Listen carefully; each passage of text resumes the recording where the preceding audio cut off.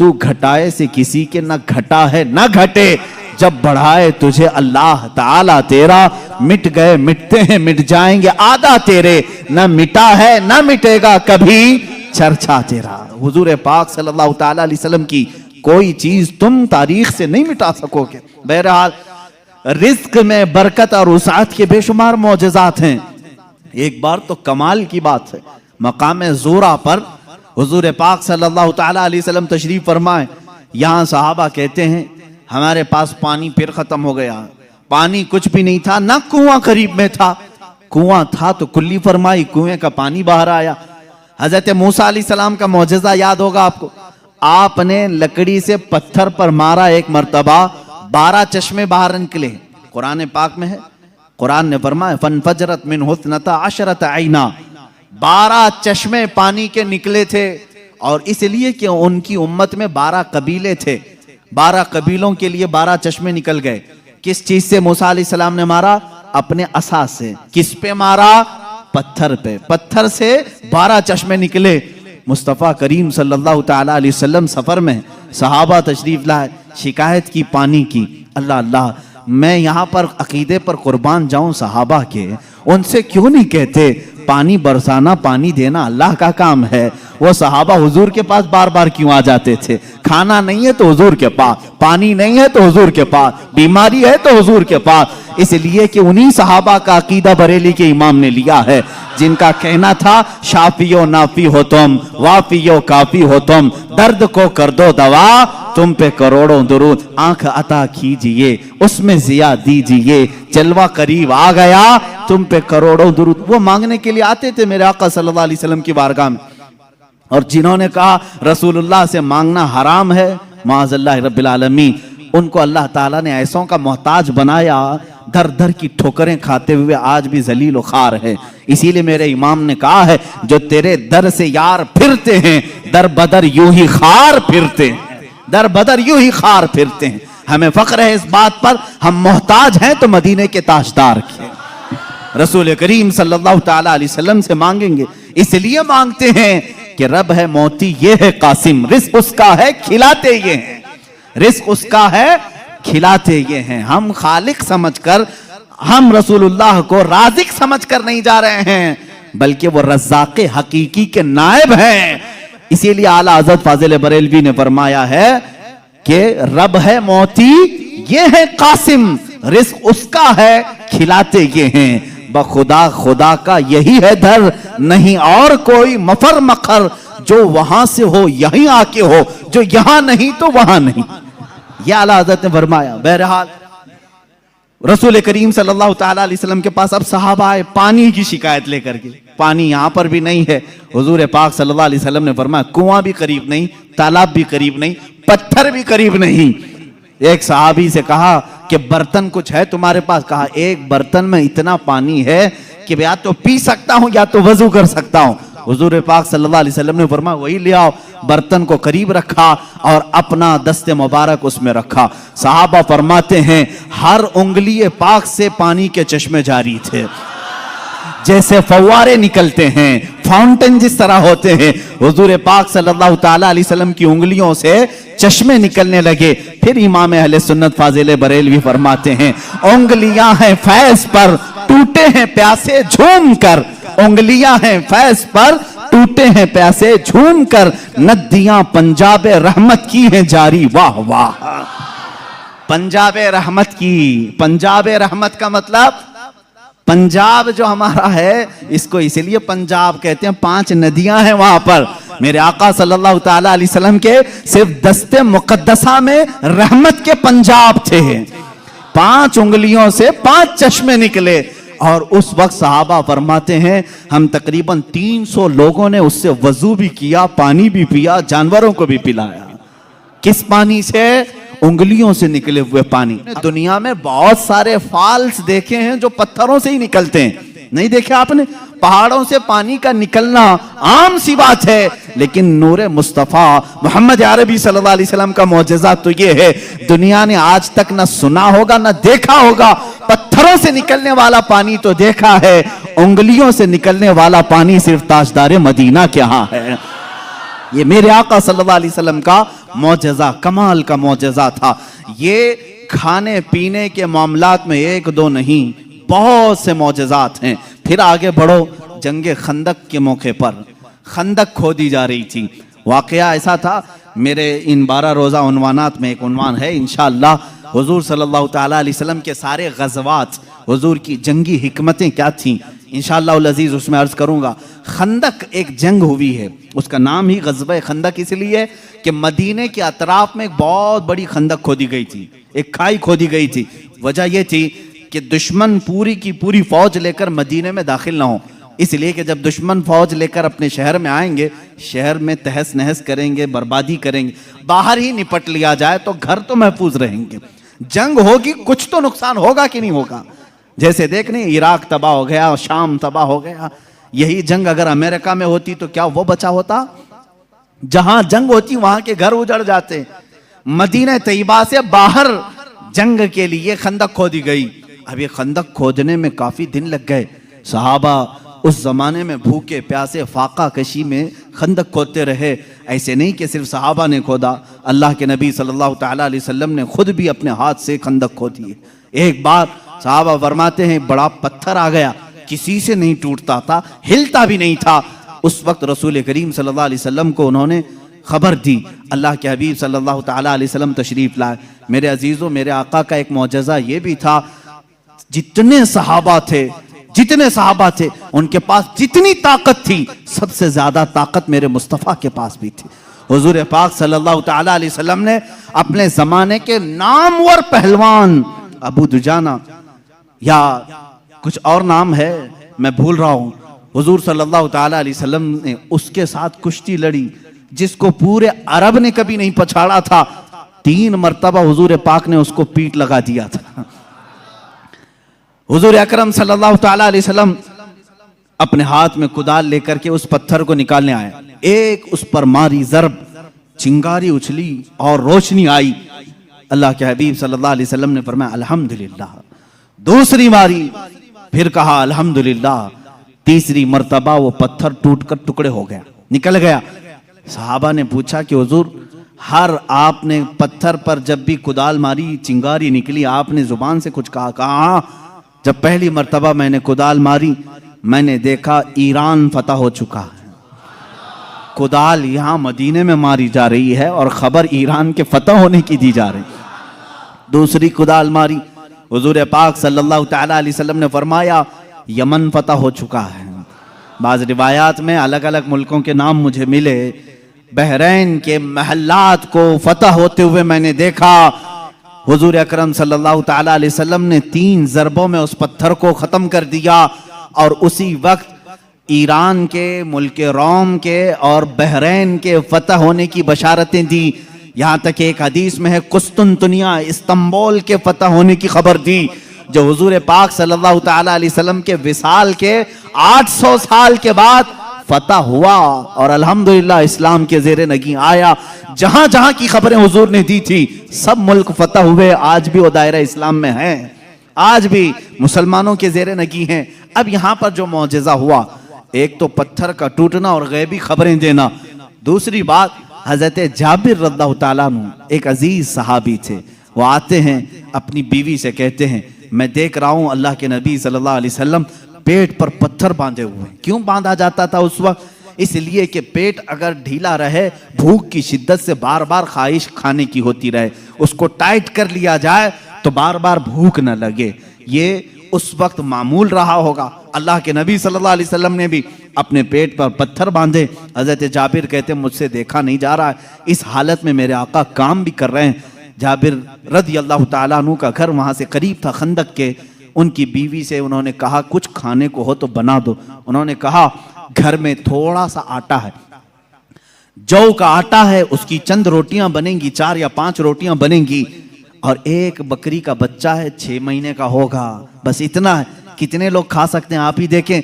कहा इतना ही ज़बह कर, मैं रसूल पाक सल्लल्लाहु अलैहि वसल्लम को, हज़रत अबू बकर को, हज़रत उमर को, और मैं रहूँगा, मेरे घर वाले रहेंगे, खिला देंगे। वो आए, कान में आकर के हुजूर से कहा या रसूल अल्लाह सल्लल्लाहु ताला अलैहि वसल्लम, घर में एक छोटा सा बकरी का बच्चा है, हमने ज़बह किया है, थोड़ा सा आटा है, आप अबू बकर उमर घर पर तशरीफ लाएं। अल्लाह के नबी सल्लल्लाहु अलैहि वसल्लम ने दावत कबूल कर ली। कहा जाबिर जाओ तुम खाना बनाओ, लेकिन जब तक मैं ना आऊं हांडी चूल्हे से ना उतारो और रोटियों के टुकड़े ना करो। हुजूर पाक सल्लल्लाहु अलैहि वसल्लम की ये बात सुन करके वो जाने लगे थे, अभी हुजूर ने पलटकर जितने सहाबा थे कहा, ए मेरे सहाबा, जाबिर के घर में सबकी दावत है, चलो। जाबिर के घर में दावत, 1500 सहाबा थे, 1500 सहाबा। हजरत जाबिर घबरा गए, दौड़ते हुए आए, अपनी बीवी से कहा, ए खातून बड़ा गजब हो गया, मैंने 3 को दावत दी थी, हुजूर ने 1500 को बुलाया है। उनकी शरीक हयात एक सहाबिया थी, तवक्कुल के आला दर्जे पर थी, पूछती हैं, ए जाबिर आपने बुलाया है या रसूलुल्लाह ने बुलाया है? हजरत जाबिर कहते हैं, मैंने किसी को नहीं बुलाया, रसूलुल्लाह ने बुलाया है। कहते फिर फिक्र छोड़ो, जिन्होंने बुलाया वही खिलाएंगे, जिन्होंने बुलाया वही खिलाएंगे, हमको इस बात की क्या फिक्र है, हमें तो खाना बनाना है, वो आएंगे, जिसको उन्होंने दावत दी वो खिलाएंगे। हमने 3 को दावत दी, हम 3 को खिलाएंगे, रसूल ने जितनों को दावत दी वो उनको खिलाएंगे। ये खातून का अकीदा देखें, सहाबिया हैं। हजरत जाबिर रज़ियल्लाहु ताला अन्हु फरमाते हैं, घर मेरे आका तशरीफ लाए, घर में बैठने की जगह भी 10 लोगों की थी, 10 लोग बैठ सकते थे। अल्लाह के हबीब सल्लल्लाहु ताला अलैहि वसल्लम तशरीफ लाए और उस हांडी को जो चूल्हे पर रखी हुई थी, कहा इसको उतारना नहीं, उसमें अपना लुआब पाक डाला और उसके बाद फरमाया निकाल कर देते जाओ। हजरत जाबिर कहते हैं 10-10 लोगों का खाना निकालता था, रोटियां दस्तरखान पर बिछाई जाती थी। शाम हो गई, 1500 सहाबा खा लिए, अभी मेरी हांडी में आधा खाना बाकी ही रहा। ये मौजिज़ा है मेरे आका सल्लल्लाहु अलैहि वसल्लम का। रिस्क में वुसअत और बरकत सिर्फ लुआबे पाक से जो बराबरी का दावा करते हैं वो भी अपने घर की हांडियों में थूक के दिखाएं, तुम्हारे घर वाले ना खाएं। मुस्तफा करीम सल्लल्लाहु अलैहि वसल्लम जिस पे लुआब लगा दें, 1500 जलीलुल कद्र सहाबा खाएंगे भी और हांडी में बचा भी रह जाएगा। अजीजान गिरामी, बराबरी का दावा ना करो, वरना थूकोगे तो मर जाओगे, तुम्हारे घर में कभी जहर ना हो जाए तुम्हारे थूक में, थूकोगे तो बच्चे मर भी जाएंगे। बहरहाल ये मौजिज़ा एक ही नहीं पेश आया, 3-3 मौजिज़े यहां पर आए, 3-3 मौजिज़े हजरत जाबिर के घर में तन्हा। हुजूर पाक सल्लल्लाहु ताला अलैहि वसल्लम दावत के लिए आए भी। उसके बाद दूसरी बात ये भी हुई, उनके घर में एक हादसा हो गया था। उनके घर में हादसा ये हुआ, बकरी को ज़बह किया था बाप ने, हजरत जाबिर ने, उनके 2 बच्चे थे, दोनों बच्चों ने देखा और बड़े बच्चे ने छोटे बच्चे को बुलाया, आ मैं तुझे दिखाता हूं अब्बा बकरी को ज़बह कैसे कर रहे थे। छुरी लिया और छोटे बेटे को ज़बह कर दिया, गला काट दिया और जैसी खून निकलने लगा, मां ने देखा, घबराई, बच्चे को पकड़ने के लिए कि चाकू उसके हाथ में थी, वो दौड़ता हुआ छत पर चढ़ा और पांव फिसला, छत से गिरा, नीचे गिरते ही सर पर चोट आई, वहीं फौत हो गए।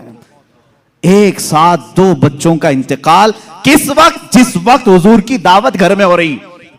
हजरत जाबिर को मालूम नहीं था, वो खाना बनाने का हुक्म देकर चले गए थे, यहां दोनों बच्चे फौत हो चुके थे।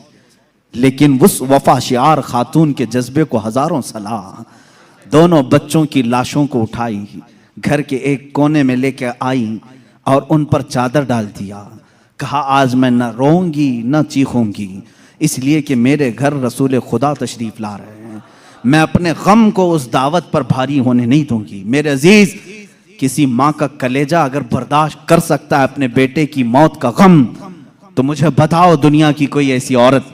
ये वो औरतें थी जिनके मुतालिक कुरान ने कहा रदियल्लाहु अन्हुम व रदू अन, अल्लाह इनसे राजी हो गया और ये अल्लाह से राजी हैं।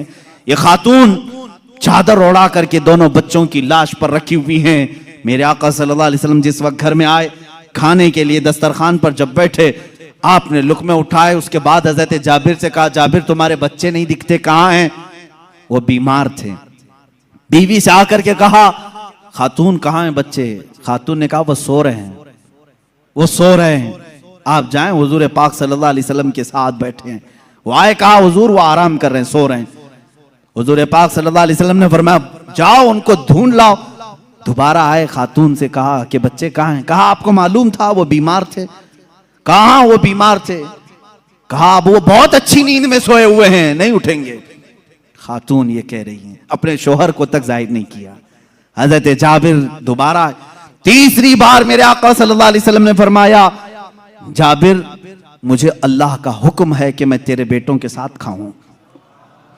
हुजूर पाक सल्लल्लाहु अलैहि वसल्लम दस्तरखान से उठ गए, खाना रखा हुआ था, अंदर खुद चल करके आए, खुद पूछा कि कहाँ सो रहे हैं, मुझे भी दिखा दो। हजरत जाबिर की खातून जो थी, बीवी थी, वो उस कमरे में ले गई, लाशों पर से चादर उठाया। हजरत जाबिर कहते हैं मैं देख करके दहल गया, बच्चों की लाशें हैं। अल्लाह के नबी सल्लल्लाहु ताला अलैहि वसल्लम करीब गए, दोनों बच्चों के हाथों को पकड़ा और कहा बहुत देर से हम तुम्हारे इंतजार में, उठो दस्तरखान बिछा है। दोनों बच्चे अपने कपड़े झाड़ते हुए खड़े हो गए। मूसा ईसा अलैहिस्सलाम के मुर्दों को जिंदा करने का मौजज़ा तुमने सुना होगा। नबी रहमत सल्लल्लाहु ताला अलैहि वसल्लम अपने गुलामों के घर में जो फौज शुदा शहजादे थे उन्हें जिंदा भी किया और अपने दस्तरखान पर बिठाया भी। और ये बच्चे सिर्फ थोड़ी देर के लिए जिंदा नहीं हुए थे, फिर एक लंबी जिंदगी इन्होंने गुजारी मेरे आका की सोहबत में, और हदीसें भी रिवायत की। ये हुजूर अकरम सल्लल्लाहु अलैहि वसल्लम का मौजज़ा। दो मौजज़े एक ही घर में। तीसरा मौजज़ा ये है, ये रहमत आलम सल्लल्लाहु ताला अलैहि वसल्लम जिस घर पर जाएं उस घर के रहमो करम की बातें ना पूछो, वहां बरकत ही बरकत है। पूरा खाना खाकर जब सहाबा चले जा रहे थे, सारी हड्डियों को जमा किया। मेरे आका सल्लल्लाहु अलैहि वसल्लम ने फरमाया वही बकरी का 6 माह का बच्चा था। अल्लाह के नबी सल्लल्लाहु अलैहि वसल्लम ने कहा ए बकरी खड़ी हो जा। बकरी अपना कान झाड़ते हुए खड़ी हो गई। हजरत जाबिर को उनकी बकरी वापस दी गई। अजीजा ने गिरामी, ये मुस्तफा करीम सल्लल्लाहु ताला अलैहि वसल्लम के नाज हैं और उनके अंदाज हैं। जिस घर में गए सारों को खिलाया भी और खिलाने वाले के बच्चों को भी जिंदा किया, बकरी को भी जिंदा किया। तुम्हारा माल तुम्हें दे दिया गया और सबको खिला भी दिया गया। रिस्क में वुसअत व बरकत के एक दो नहीं बेशुमार मौजज़े हैं अल्लाह के नबी सल्लल्लाहु ताला अलैहि वसल्लम के। मेरे अजीजों, इनके अलावा जो मौजज़ात बड़े हैं, जिसको शक्कुल कमर का मौजज़ा कहा गया है और रद्दे शम्स का मौजज़ा कहा गया है। शक्कुल कमर चांद के टुकड़े कर देना, रद्दे शम्स सूरज को फेर देना, ये बड़े मौजज़ात में से है जिनके तज़किरे अहादीस की किताबों में है और सही अहादीस में मौजूद है। मक्का मुकर्रमा में भी जादूगर थे, लोग जादू समझते थे। उस वक्त अल्लाह के नबी सल्लल्लाहु ताला अलैहि वसल्लम से कई लोगों ने जिन जिन मौजज़ात का सवाल किया, हुजूर पाक ने वो उन्हें करके दिखाया, करके दिखाया। एक अराबी शख्स, एक देहाती आया और उसने कहा ऐ मोहम्मद अरबी सल्लल्लाहु ताला अलैहि वसल्लम, मैं आपको अल्लाह का रसूल कैसे मान लूं? मेरी अकल है, आप किसी उस्ताद के पास नहीं गए, मैंने कभी आपके मुतालिक सुना नहीं कि कोई उस्ताद आपको पढ़ाया, फिर भी आपके जुबान से जो अल्फाज निकलते हैं वो कमाल के हैं। बहरहाल मैं आपको अल्लाह का रसूल कैसे तस्लीम करूं? हुजूर पाक सल्लल्लाहु ताला अलैहि वसल्लम ने उससे पूछा कि क्या मैं तुझे ये सामने वाले दरख्त से कहलवा दूं कि मैं अल्लाह का रसूल हूं, तू मान लेगा? उसने कहा हाँ मान लूंगा, दरख्त भला बात भी कर सकता है। हुजूर पाक सल्लल्लाहु अलैहि वसल्लम ने फरमाया जा उस दरख्त से कह दे अल्लाह के रसूल बुला रहे हैं। हुजूर ने नहीं बुलाया, उस देहाती से कहा, ये बात तवज्जो चाहता हूं, इस नुक्ते को समझो। हुजूर हुक्म दे दरख्त आ जाना चाहिए ना। हुजूर ने फरमाया उस देहाती से जो देखने आया था, जा तू खुद बोल कि अल्लाह के रसूल बुला रहे हैं। वो गया देहाती, दरख्त को मुखातिब करके कहा ऐ दरख्त तुझे अल्लाह के रसूल बुला रहे। हदीस पाक में वो दरख्त अपने जड़ों समेत बाहर आया, काफी बड़ा दरख्त है और झूमते हुए जैसे पिंडलियों पर इंसान चलता है, बारगाह मुस्तफा में आया और ऐसे झुका जैसे इंसान रुकू में झुकता है। अलैहि सल्लम ने फरमाया दरख्त तू अपने मकाम पर वापस चला जा। वो दरख्त फिर वहीं चला गया जहां था वहीं। आज भी मक्का मुकर्रमा में उस दरख्त की जगह पर एक मस्जिद बनाई गई है। ये तुर्कियों की बदौलत बनी थी, वहाबियों की बदौलत नहीं। उस मस्जिद को मस्जिद शजरा कहते हैं, दरख्त वाली मस्जिद। उस देहाती ने बाद में कहा, ए अल्लाह के रसूल, जब दरख्त आपको अल्लाह का रसूल मानते हैं और सजदा करते हैं, उनसे ज्यादा हक तो इंसानों का है।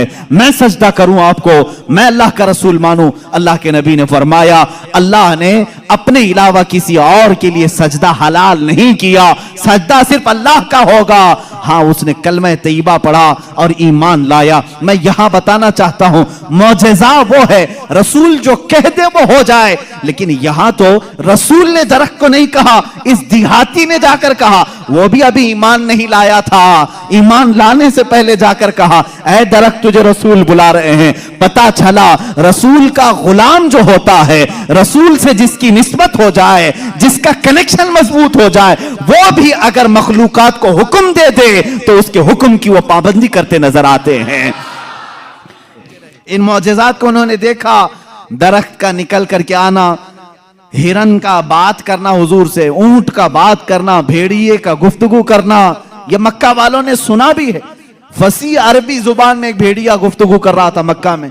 एक आदमी ने, मक्के वाले ने देखा भेड़िया गुफ्तगू कर रहा है अरबी में, उसका शिकार इसने छीन लिया था। उसने कहा, अल्लाह ने जो मुझे रिस्क दिया तूने छीन लिया। इसने पलट करके कहा, क्या जानवर भी अरबी बोलते हैं? उस भेड़िए ने जवाब क्या दिया सुनिए। उस भेड़िए का जवाब वाशिक रसूल होगा। उसने कहा, ए नादान, जानवर का बात करना इतने ताज्जुब की बात नहीं, इससे बड़े ताज्जुब की बात तो यह है, अल्लाह का सबसे मुकद्दस रसूल मक्का में है और तू ईमान नहीं लाता। इससे बड़ा ताज्जुब ये है। इसी से समझ में आता है कि जानवर भी ये जानते हैं कि अल्लाह के रसूल सबसे आला व अफजल हैं, अशरफ और अकलमल है। अजीजा ने गिरामी वक़ात, एक बार अबू जहल ने प्रोपेगेंडा फैलाया कि आओ देखते हैं मोहम्मद की बहुत सल्लल्लाहु तआला अलैहि वसल्लम, बहुत सारे लोग कायल हो गए, ये जो कुछ भी दिखाते हैं जमीनों पर दिखाते हैं। खत लिख करके यमन के एक बहुत मुअज़्ज़ज़ शख्स जिनको हबीब यमनी कहते हैं बुलाया। अबू जहल की अच्छी दोस्ती थी, तिजारत की साथीदारी रही होगी। हबीब यमनी को कहा, हमारे यहाँ एक ऐसा शख्स निकला है जो ऐसे ऐसे दावे कर रहा है, आओ। उस हबीब ने कहा, मैं तो अपनी आंखों से आकर के देखूंगा, अगर वो जादूगर है तो मैं समझ जाऊंगा कि वो कैसे जादू करता है, मुझे भी थोड़ा इल्म है। वो शख्स हबीब यमन से निकल करके मक्का आया। अबू जहल ने सारे लोगों को जमा किया, मोहम्मद अरबी सल्लल्लाहु तआला अलैहि वसल्लम के पास आए और कहा, अगर आप अल्लाह के रसूल हैं और आप जो कुछ दिखाते ये मौजज़ा है, तो अब हमें ज़मीनी मौजज़ा, ज़मीनी करतब की ज़रूरत नहीं। इसलिए कि मक्का वालों का यह अकीदा था, जादूगर जो भी दिखा सकता है वो ज़मीन पे, आसमान पे नहीं दिखाएगा। आसमान पे जादू नहीं चलता। आज भी कोई जादूगर आसमान पे जादू करके दिखाए, नहीं चलेगा। उन्होंने कहा, ज़मीन की बहुत सारी चीज़ें देखी, आसमान पे कुछ दिखाओ। ये 14वीं ईद का चांद उस रात चमक रहा था। हुजूर पाक सल्लल्लाहु तआला अलैहि वसल्लम ने फरमाया कि अगर मैं इस चांद को 2 टुकड़ों में तब्दील कर दूं तो उस शख्स ने कहा, हबीब जो यमन से आया, तब तो हम आपको अल्लाह का रसूल मान लेंगे, अगर आपका हुक्म आसमानों पर भी चलता है। हुजूर पाक सल्लल्लाहु तआला अलैहि वसल्लम जबल अबू कुबैस, एक पहाड़ी है मक्का में, उसके नीचे खड़े थे, सारा मजमा था। अल्लाह के नबी सल्लल्लाहु तआला अलैहि वसल्लम ने चांद की तरफ यूं इशारा फरमाया। अचानक चांद शक हुआ, एक टुकड़ा पहाड़ के इस तरफ, दूसरा टुकड़ा पहाड़ के उस तरफ नजर आ रहा था। ये ऐसा नहीं कि करतब दिखाने वाले यूं तोड़कर यूं बिठा दें। अल्लाह के हबीब सल्लल्लाहु अलैहि वसल्लम ने जो शक्कुल कमर का मौजज़ा दिखाया, वो आधी रात तक टुकड़ों में ही रहा। मिनट, 2 मिनट, 5 मिनट नहीं, आधी रात तक टुकड़ों में रहा। और ये बात सिर्फ मक्का वालों ने नहीं, जादू हो तो सामने वालों को दिखे। मियाँ अब तो कमाल आसमान पर हुआ है। चांद एक शहर में तुलू नहीं होता, पूरी दुनिया में तुलू होता है, पूरी दुनिया में। अब मैं आपको बताऊं चंद तारीखी बातें। हिंदुस्तान की सरजमीन पर भी चांद के टुकड़े होते हुए देखा था। राजा चिरमन, जो कासरगोड केरला के रहने वाले, आज भी उस राजा का फोर्ट मौजूद है। वहां से उसने चांद के 2 टुकड़े हुए देखा और उसने इस रात को नोट करके रख लिया कि फला फला रात चांद के 2 टुकड़े होते हुए मैंने देखा है। फिर जब हजरत मालिक बिन दीनार तशरीफ लाए, हिंदुस्तान आए और उनके कमालात को देख करके उसने कहा एक रहस्य है, एक मुअम्मा है जो हल नहीं होता। मैंने एक रात चांद के 2 टुकड़े होते हुए देखा है। हजरत मालिक बिन दीनार ने कहा वो मेरे आका की उंगलियों की बरकत थी। कहा वो कौन है, कहाँ रहते हैं? कहा वो मक्का मुकर्रमा में है। रसूल करीम सल्लल्लाहु ताला अलैहि वसल्लम के मुतालिक मालिक बिन दीनार ने जब बताया, उस राजा ने उसी वक्त सफर का इरादा किया और अपने कुछ साथियों के साथ सफर के लिए रवाना हुआ। मक्का मुकर्रमा पहुंचा भी और इस्लाम की दौलत से मुशर्रफ भी हुआ।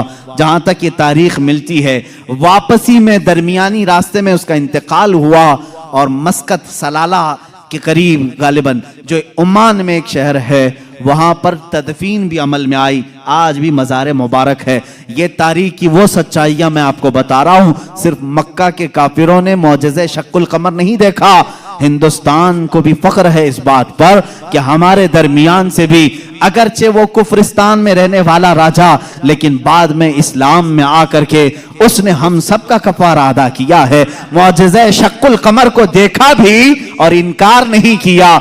इससे ये मालूम होना चाहिए हिंदुस्तानी वो हो जो मेरे आका के मौजज़ों को देखे तो इनकार ना करे, बल्कि ईमान लेकर के आए और सहाबा के नक्शे कदम पर चले। यह हकीकी हिंदी होने की दलील भी है। जो हिंदुस्तानी मुसलमान है वो हुजूर के इल्म गैब का इनकार ना करे। सहाबा ने इनकार नहीं किया था। सहाबा ने नहीं कहा था पीठ पीछे की खबर नहीं है। जीज़ान गिरामी वक़ार, अब रसूल करीम सल्लल्लाहु ताला अलैहि वसल्लम के मौजज़े शक्कुल कमर को जो होते हुए हबीब यमनी ने सामने देखा।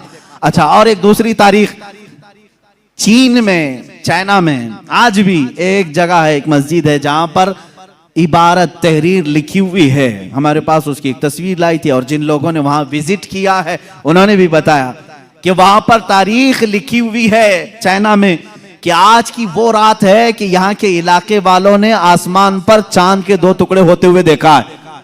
जबकि चाइना में इस्लाम कहाँ आया था? उस वक्त कोई इस्लाम और ईमान वाला नहीं था। उसके बावजूद लोगों ने जो देखा वो दीवार पर लिखा हुआ है। ये तारीख की सच्चाइयां हैं और इसका इनकार कुफ्र है, इसलिए कि शक्कुल कमर का मौजज़ा खुद कुरान बयान कर रहा है। इक्तरबती साअतु वंशक्कल कमर, कयामत करीब आ जाएगी तो चांद फट जाएगा। इसकी तफसीर में फरमाया चांद खुद से नहीं, हुजूर पाक की उंगलियों के इशारे से फटा है। ये मौजज़ा, और उसके बाद हुजूर पाक सल्लल्लाहु ताला अलैहि वसल्लम के इस मौजज़े को देख करके हबीब यमनी ने कहा, अच्छा ये तो हमने देख लिया, लेकिन अल्लाह का रसूल वो है। देखें, अब यह अकीदा है, असल अकीदा। काफिर भी अकीदा ये रखते थे रसूल वो होता है जो गैब की खबरें देता है, गैब की खबरें देता। उसने ये अपनी शिकायत नहीं की, कहा मेरे दिल में एक बात है जो चुभ रही है, क्या आप बता सकते हैं? कौन कहा? हबीब यमनी ने। हुजूर पाक सल्लल्लाहु अलैहि वसल्लम ने फरमाया, हाँ तेरे दिल में ये बात है कि तेरी एक बेटी अपाहिज है, लंगड़ी है और कमजोर है और उसके जिस्म में कमजोरियां हैं पैदाइशी तौर पर, तुझे हमेशा उसका दुख सताता है, काश वो बच्ची सही हो जाए। हबीब यमनी ने कहा, बिल्कुल मेरे दिल की बात आपने बताई, और कलमा तैयबा पढ़ा। कलमा तैयबा नहीं पढ़ा, कहा कि मैं आपको फिर से मुलाकात करता हूं, फिर से मुलाकात करता हूं। अबू जहल बहुत बहकाने की कोशिश करता रहा। हबीब जो है यमन के सफर पर चला गया, वापस गया, इसी शशोपंज में था कि आखिर कोई शख्स मेरे घर की बात कैसे बता सकता है। मोहम्मद सल्लल्लाहु ताला अलैहि वसल्लम यमन कभी इधर आए नहीं, मेरे घर में माजूर लड़की होने कैसे पता। वो यमन इसी शशोपंज में घर आया, दरवाजा खोला तो देखा उसकी बेटी भली चंगी चलती हुई आ रही और क्या कह रही है, ला इलाहा इल्लल्लाह मुहम्मदुर रसूलुल्लाह। हबीब घबरा गया, कहा ऐ खातून, ऐ मेरी बेटी, ये तू भली चंगी कैसे हो गई और तेरी जुबान पर ये कलमा कैसे आया? वो कहती है, आज से चंद रोज कबल मैं रात के वक्त आराम कर रही थी बिस्तर पर, दर्द शिद्दत का था, इसी असना में मैंने घर के दीवार पर, घर के दरवाजे से एक नूरानी शक्ल के बुजुर्ग को आते हुए देखा। कहा वो कैसे थे? कहा उनकी आंखें ऐसी थी गुलाबी रंगत वाले चेहरे के, जिनकी भवें मिली हुई थी, जुल्फें कंधों तक लटक रही थी, अमामे का शिमला इस तरह था, पूरा हुलिया मेरे आका का वो बताने लगी। कहा उन्होंने आकर के मुझ पर दम किया और मेरा जिस्म सही सलामत हो गया।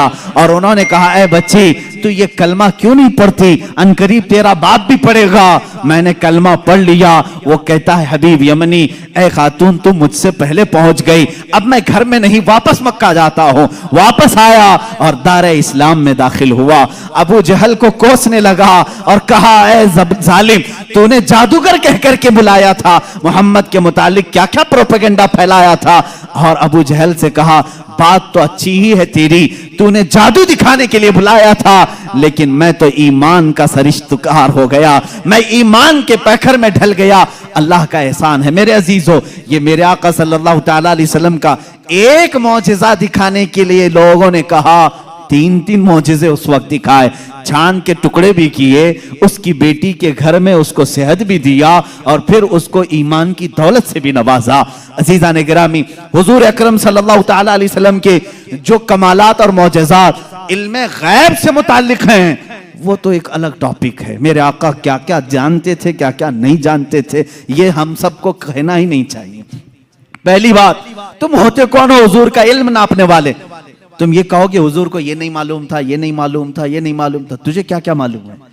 अल्लाह के हबीब सल्लल्लाहु तआला अलैहि वसल्लम के मुतालिक बाज लोग कहते हैं, हुजूर ये नहीं जानते थे, हुजूर ये नहीं जानते थे। जालिमों, जरा अपने इल्म की खैर मनाओ, अपने ईमान की खैर मनाओ कि अल्लाह के नबी सल्लल्लाहु अलैहि वसल्लम को कुरान कह रहा है, वअल्लमका मा लम तकुन तअलम, ऐ रसूल हमने आपको वो सब सिखा दिया जो आप नहीं जानते थे।